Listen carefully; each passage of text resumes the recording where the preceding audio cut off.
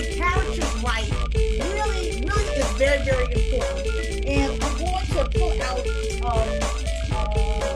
let's see, I'm looking for something in my office that inspires you. I wanted something with a face. And I have lots of books here in my room. But I want to do a screen share with you right now. Is that okay? Sure. Okay. So on my screen share here, I am going to pull up a character that I really, really love. Really love. It's from a book that I did. Okay, I'm going to push share here. Okay. And I'm going to bring her into the program. Can you see my screen?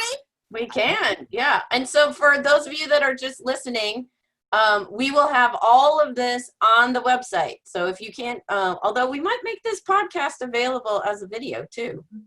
But we'll have all this on the website so you can see it as Vanessa's talking about it.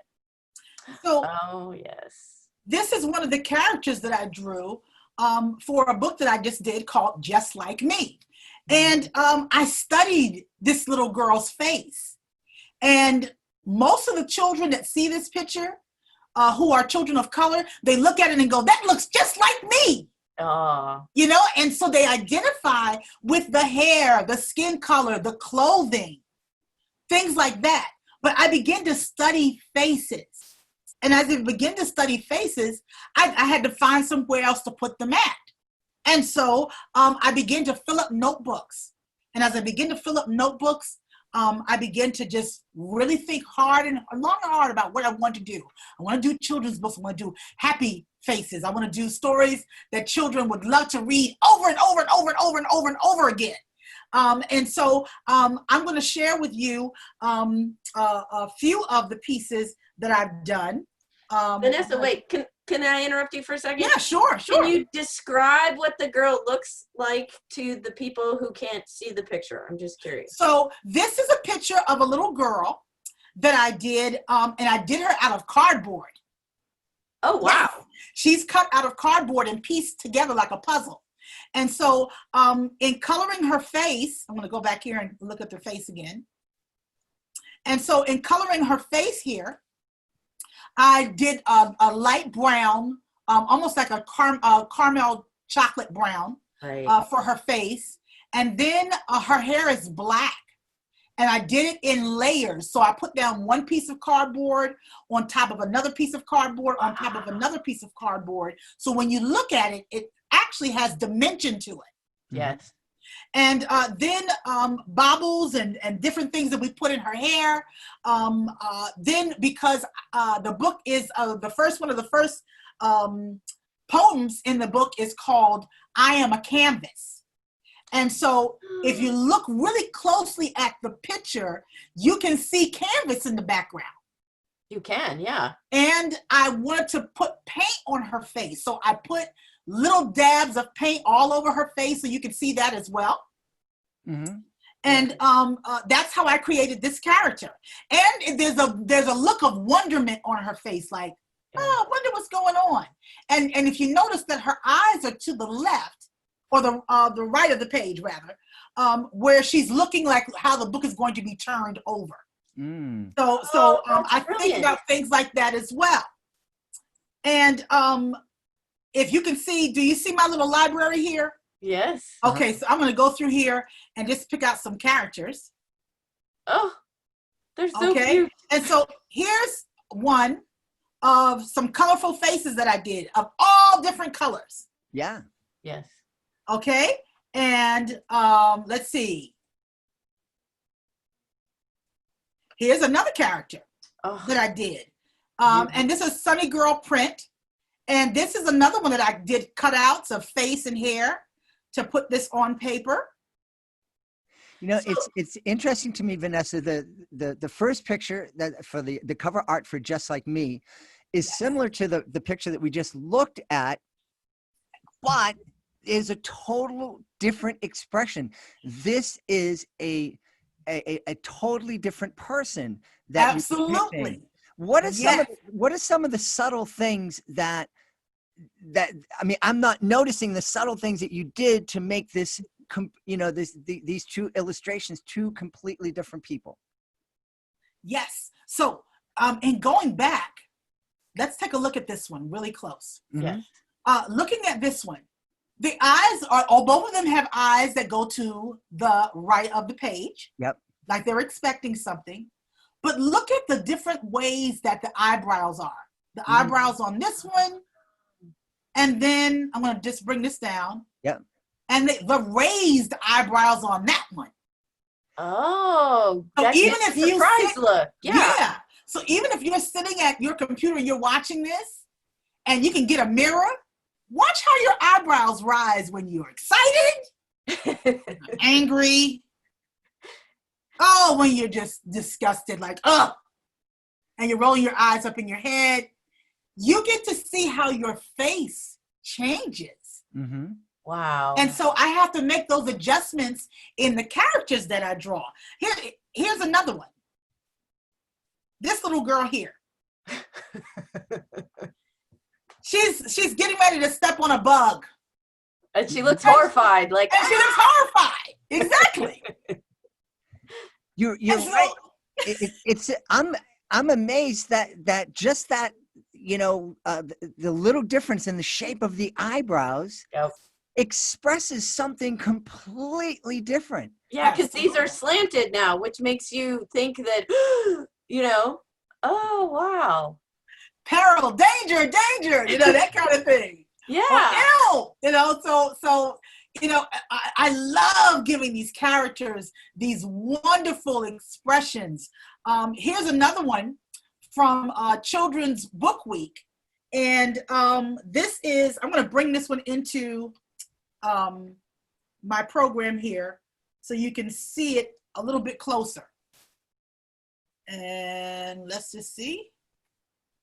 Okay, are you coming in there? There we go. Wrong one, but There you go. Oh, Okay. wow. Look at that. So why are you not, okay, this, I'm just gonna cut this off here. Excuse me.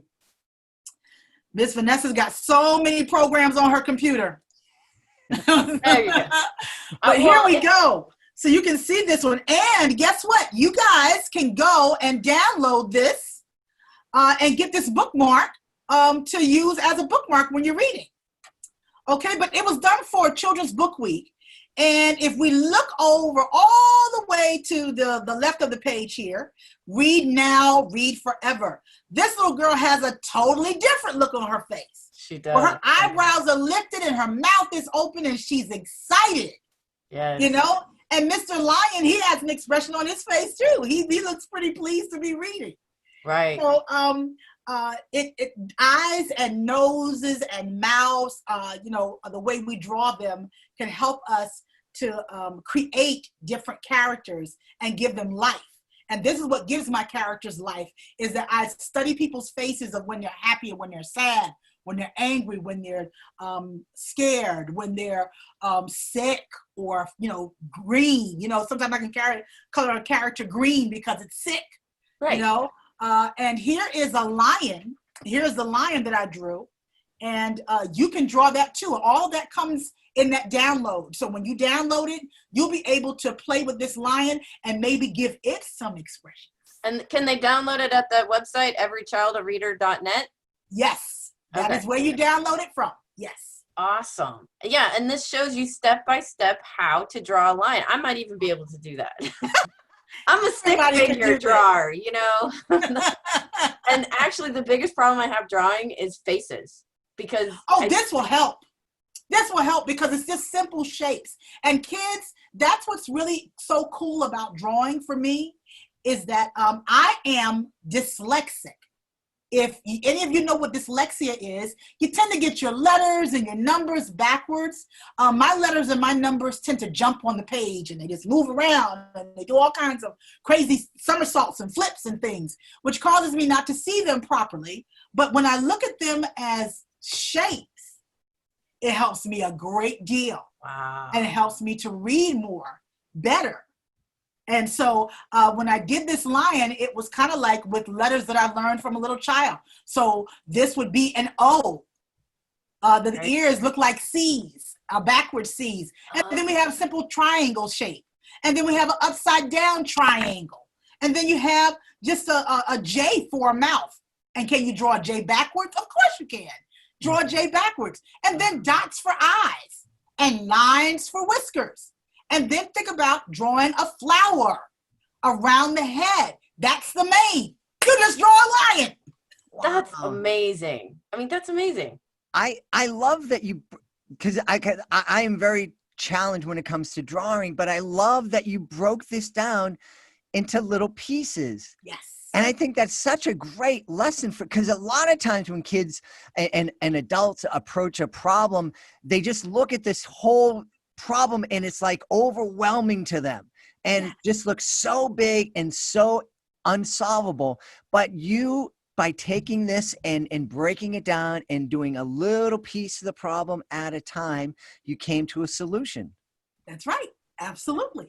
Now, can I ask you a question? When you are looking, because you have so many different eyes on your characters, do you practice just eyes, trying to figure out how it works? Yes. I practice all shapes of eyes. The thing about dot eyes are they're very easy to do. And they're fun. I mean, you can just dot and you're done, you know, but then when you want to get more intricate and do something more lifelike and more expression. Now with dot eyes, you can get a little expression. I mean, you can always take the eyebrows and you can put them down or you can put them up, you know, to change. No eyebrows at all. But when you do an eye that is more round, more like, I'm going to just bring this down here, more like this, you want to, or you can get more expression. Yes. If you want to make the eyes sleepy, you could make the eyes sleepy. Let's see if we can do that. I'm going to see here.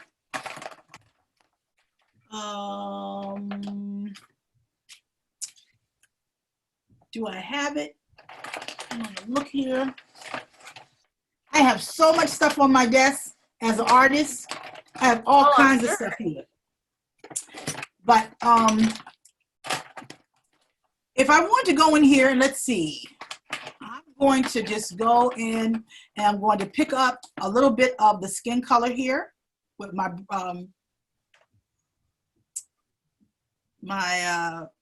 brush here, and I got the color there. I'm going to move you guys over just a little bit so we can get in there. So if I want to make her eye look a little sleepy,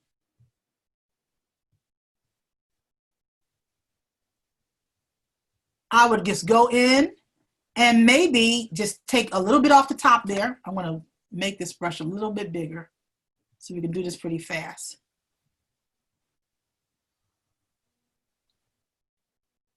And I go in here and take this down just a tad. Okay, so to explain what she's doing, so Vanessa's actually changing the image as we're watching it. And she's taking her brush and she's lowering, it looks like you're almost lowering the eyes at the top, like you would close your lids when you're sleepy. Wow, and that changes the whole look. And it changes the whole look. And if I wanted to change those eyebrows up there, I'm going to go back and I'm going to get the skin color again. And then I would change the eyebrow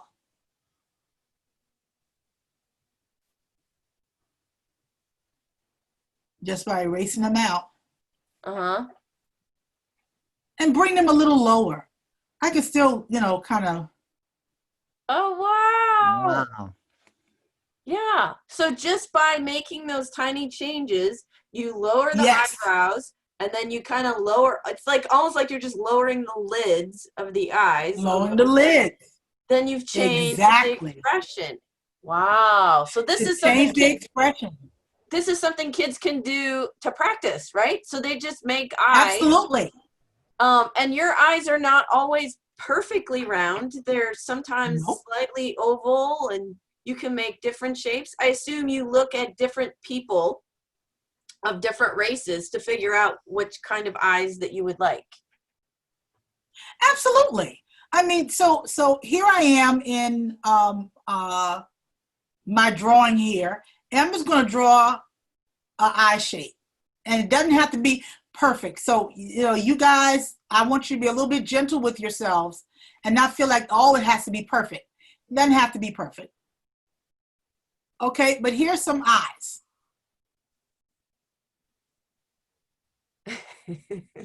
Okay, they look a little crazy, but I'm gonna thicken them up and kind of make them That's almost okay. the You same could thing. start with crazy, you know, I mean, who knows? Maybe they're, you know, they're having a bad day. Okay, so that's right. So here's some eyes. Here is angry, probably. Mm-hmm. What angry would look like. You could change the shape of the eye and do a more round eye. And maybe those eyeballs are looking up. Oh, wow. Okay, and maybe those eyebrows are like that. Okay, and maybe we're doing some evil eyes. Ooh. So these are half circles, semicircles. Ooh. That are looking off. Oh, I love and kind of the close curly eyebrows. Very good. Exactly. How about these eyes? This is just really simple. You don't even have to put a bottom on it. Right? Just like a curve. Just a curve, but it's like a comma on its side. Yeah, exactly. Wow. You know? See, I would never have thought of all these, but these are 4 different sets of eyes and they convey 4 different expressions. This is what I mean. Like this is what makes your beautiful illustrations and the faces come alive. And you think about it, when you look at people and you're out and about, you can read a lot from people's eyes and their whole expressions, but mostly their eyes. You can tell. Absolutely. You know, it's what this is really interesting.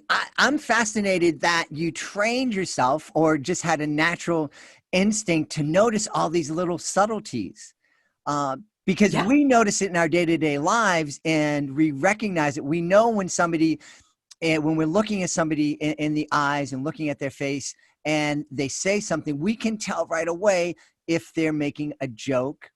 Typically we can tell if they're joking, if they're serious, if they say words that could be taken as angry. Well, maybe they're just making a joke, and we know that from their expression. That's one of the things that gets people in trouble when they're sending texts, because they might be making a joke, but that doesn't come with the facial contact. Exactly. And so no because you don't see the face. Exactly. Yeah. Exactly. I mean, facial expression is everything. And I like to give my characters joy. That's what I'm known for. Is that, Vanessa, you just capture characters in children's books. How do you do that? How do you look at a character or look at a person and decide that's the face that you want to give them? Because I studied them. And I'm going to stop sharing right now for a moment so you can see my little sketchbook. And cool. So I have this sketchbook that I keep, and I keep small ones now. I used to keep real big ones. I was telling Miss Jen before we came on, I used to keep really, really big sketchbooks, and it would be overwhelming because there would be a big page and I'd be like, oh, how am I going to fill up this page? And so I started getting small ones like this. Oh, nice. And in it, I began to put people that I studied or places that I went to. And some of them were imaginary places. These are not, but they're characters. Look at the characters. Oh, they're beautiful. Yeah. So she has characters there's dancing characters. There's characters that might be dancing characters. Yeah. There's a teacher friend that I know. Oh. And some students. Yeah. So basically you're saying kids should carry a notebook if they're drawing and draw everything they see. Absolutely. And so this is my challenge to you is I have a little tiny sketchbook inside of my book, inside of my notebook. It's very tiny, but it has all kinds of characters and things in it. Beautiful. Okay, and I'm going to show you real quick how to make your own so that you can put characters in them that you can study. Okay, so here we go. All you need is a piece of paper from your computer. Okay, and you're going to fold that piece of paper in half, like I just did. You're going to fold it in half. Okay, and then you're going to tear it. You don't even have to use a pair of scissors. You're just going to rip it in half neatly, or cut it in half if you want to, and you should have a sheet like that. Okay? Yep. Then you're going to fold this sheet. And you fold this sheet in half, just like this. Okay? And you're going to tear this sheet in half. So now you're down to about 1/4 of a sheet of paper. A fourth of a sheet of paper. Vertically. That's right. Yep. So after you do this, this is the fun part here. So now you have this. So you have 3 other sheets now that you can use to make a little notebook. And what you're going to do is you're going to fold it in half like this.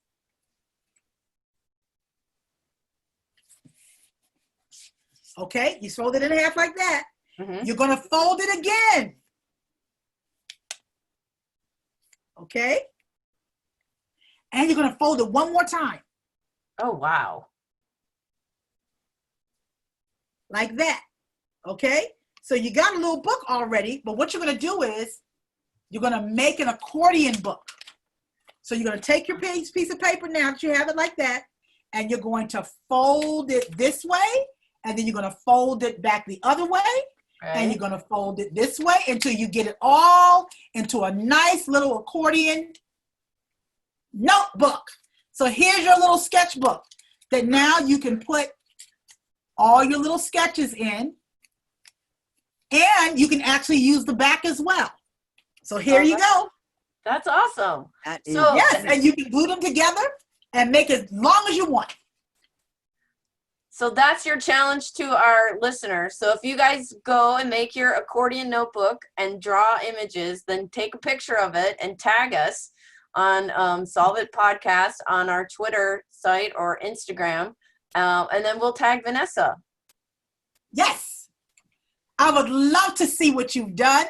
And please feel free to visit my website and leave me a note with pictures.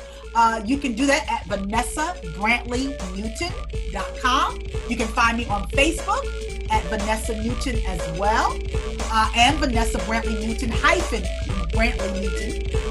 And you can also find me on Instagram at Vanessa Brantley Newton. Wow, what a great time. And I love this because I have this friend in Chicago who is a tiny little first grader, and she was bothered by being tiny so much that her mom wrote a book about it.